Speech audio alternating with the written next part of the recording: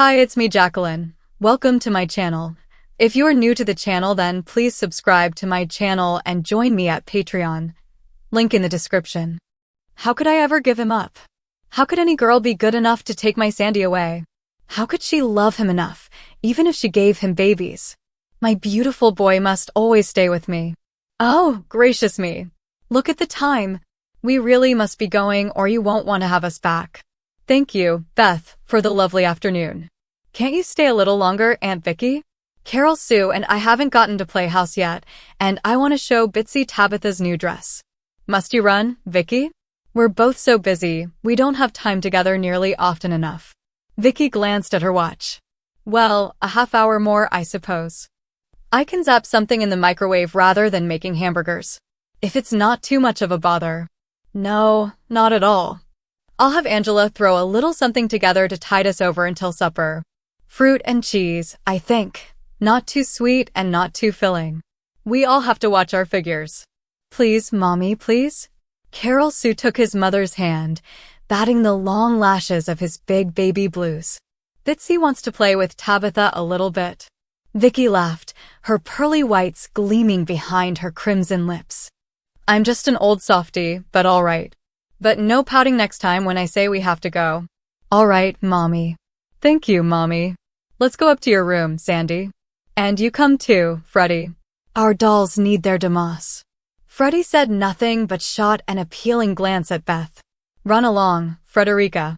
And take Samantha with you. Play nice and we'll call you down as soon as Angela has something prepared. It shouldn't be long. Now, Sandy, don't you and Carol Sue get too involved. It shouldn't be more than 15 minutes. All right, Mommy. You come with me, Sam. That way Freddie and Carol Sue can come to visit us. Sandy took Samantha's hand, pulling her toward the doorway before remembering to walk beside her, his arm carefully tucked through hers. Vicky watched, eyes misting, as Carol gathered up Freddie with one arm while holding her Bitsy in the other. The pair stood still for a moment, Carol Sue getting comfortably close to Freddie while they gave Sandy and Sam time to get comfortably ahead of them. Sam fidgeted slightly, shifting from one foot to the other, then looked down at Carol Sue, who was looking up adoringly at her. You look very nice today. Thank you, but you said that already. Do you mind me saying it again? No, I never mind what you say. And you look very nice too. Shall we go? Yes, we should. If you'll lead the way. Follow me. Always. The pair swept through the doorway, as much as a pair of 9- and 5-year-olds could.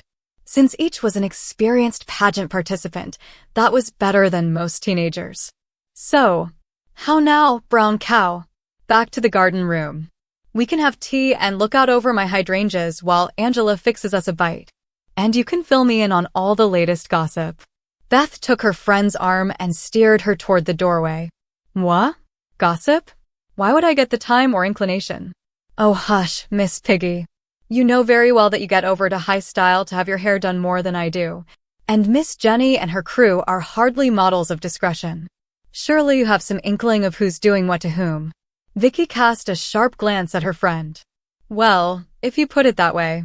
The two women took the same seats, Vicky looking out at two ruby-throated hummingbirds flitting over the pale blue hydrangea blossoms. Beth picked up a crystal bell and rang it gently. Save it for the moment. Then I want all the juicy details. Yes, ma'am. Angela appeared noiselessly from out of the kitchen. Tea for Miss Taylor and me, Angela, the Assam. And prepare a small fruit and cheese plate for the children and us. The Edam, 12 slices. And apple and peach slices. With Melba toast. And a small bowl of the honey peanut butter so the children can dip. The children can have orange pico. Yes, ma'am. Angela dipped to acknowledge his orders, his silver ring bobbing slightly. He is a find. I know. I'm not sure what I'll do once he settles down into a home of his own. Oh, well, Kathy will just have to find me another maid. Now give. Well, I understand Joyce Brooks has knocked up Donna again. No. What's that? They're third. Little stair steps. Joyce always says she wants her brood finished before she's 40. If she hadn't waited so long to rob the cradle, she could have had 4 without wearing out her wife. As is, Donna's always pregnant or nursing.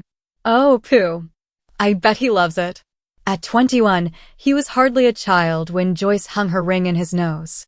When he walked down that aisle, he knew Joyce wanted a big family.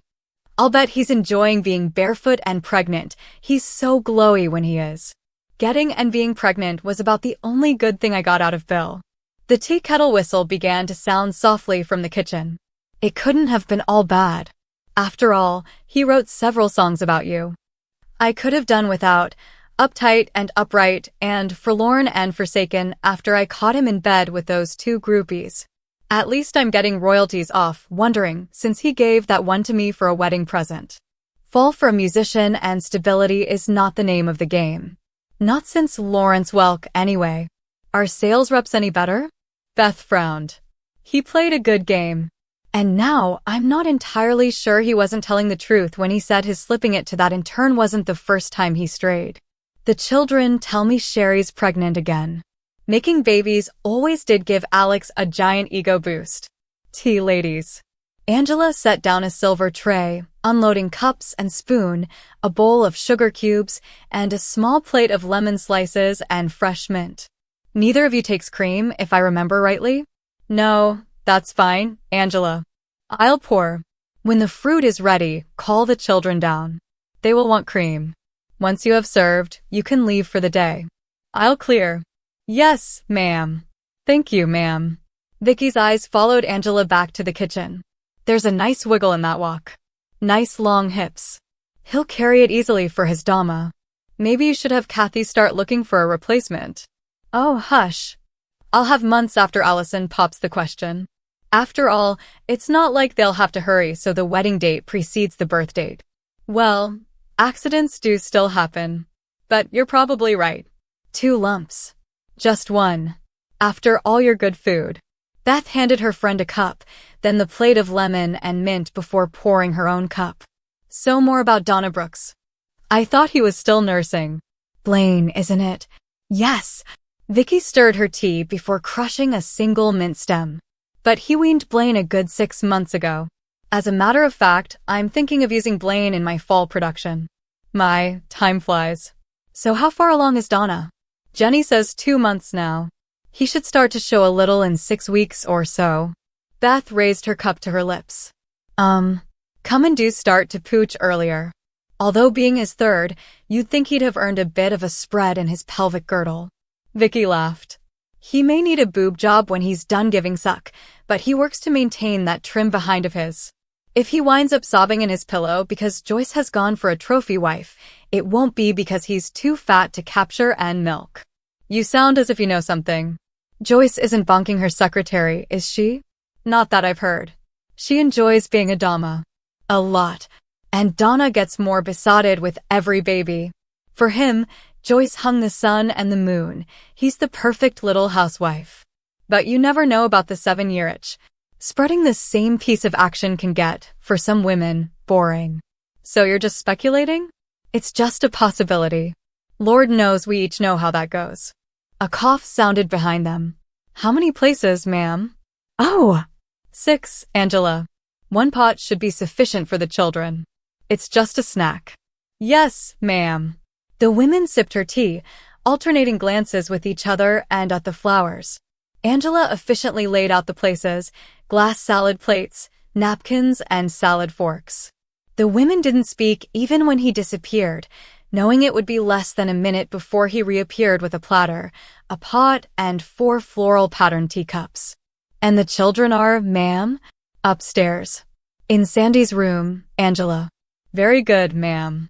Angela left silently, his tread silenced by crepe sole shoes. Miss Otis regrets. Who? Miss Otis. I don't think I know her. Sure you do. Remember high school? The senior spring variety? Oh, yes. She's unable to lunch today. Whatever made you think of that, Beth? Oh, I don't know. Your Bill. Infidelity. Angela, the perfect servant. It just popped into my head, alongside a picture of Donna so heavy he's about to burst while Joyce dances with some high-toned blonde. I just think you're underserved, my dear. You really should get out and on top more. And you, my dear Vicky, have, like most show people, sex on the brain. Lately it's all been in my head. Physician, heal thyself. Well, Dr. Tompkins does have that cute new PA, Leslie. Hush, Vicky. The children are coming. Just remember, my offer still stands. The children made their entrance by pairs, Sandy with Samantha, Carol Sue with Freddie. The older girls struggled to seat their girls, with Angela lending a discreet helping hand. Skirts spread, chairs pushed slightly under, the children were soon settled at the table. Beth let out a breath she hadn't realized she was holding. Images of an earlier get-together, just after the 4th, flashed through her mind. With an outdoor grill of hot dogs and chili, the children had been running around like little hellions, the girls holding sparklers while they chased the shrieking girls. Partly it was just burning off youthful energy while their mothers fretted that someone would out an eye out. But partly it was the girls' revenge for the girls tagging along at the fireworks display when they had wanted to be alone with their friends. Did you have a nice playtime, Carol Sue? Oh, yes, Mama. And Bitsy really liked Tabitha's new dress. It's yellow and has ruffles, and it's almost like Sandy's new pageant frock. Oh, that sounds very nice. Where did you find that, Beth? Miss Sailmaker was kind enough to make it up from the scraps of Sandy's new gown. Something of an early birthday present. Frederica, you had better pour for your guests. Sandy, you can add sugar and cream. How nice of her. Did you enjoy yourself upstairs, Samantha? Yes, Mama. Samantha's answer wasn't very enthusiastic, but she was busy eyeing the fruit and cheese. The women watched as their children went through the tea ritual, noting how they fulfilled their roles as hostess and guest. They nodded approvingly at each, would you like, and thank you, and you're welcome. Making a habit of the little niceties, of being easy with polite phrases was useful when meeting the friends and relations of the other pageant participants, and would ease meeting the parents of new classmates at Mrs. Fairland's. It was never too early for the children to make a habit of Nashville manners. Angela appeared just after the children's cups were passed around, a light blue shawl over her arm. Will there be anything else, ma'am, before I leave? No, thank you, Angela. You were very helpful as always. There's a little something extra in the envelope by the back door. The women paid Cumberland custodial for the time, but a little something extra, generally $1 an hour, helped to keep the help happy between bonuses, much like tipping your shampoo girl. Yes, ma'am. Thank you, ma'am. The children managed to get through their snack without annoying each other, dripping tea or peanut butter on their dresses, or blurting out one of the new words Sam and Freddie liked to try out to shock their mothers. Once more, decorum reigned, helped by Sandy and Carol Sue wanting to impress the girls with how grown up they were, and the girls getting extra pieces of fruit and toast. Vicky put down her cup and patted her lips lightly with the striped napkin. Well, Beth, this has been very nice. Once the children settle into school, we must do this at my house next time. Come, children, thank your hostesses, and we must be going. Can we help you clear before we leave, Beth? No, thank you. We can manage. Now don't be strangers. Never fear. Sandy's birthday party is next Friday, right? And this month's pageant is the Thursday after. Right. Why don't you drop the children off next Wednesday with me for a play date? A change from busy bee. And if you decide they can sleep over, well, I'm sure I can manage. That might be nice. I'll ring you tomorrow. Vicky hugged Beth, kissed her cheek lightly. Thank you again for the lovely afternoon. She laid her cheek on Beth's and whispered, Mommy needs a play date too. Don't forget. Please subscribe for the next part and visit my Patreon page for early access.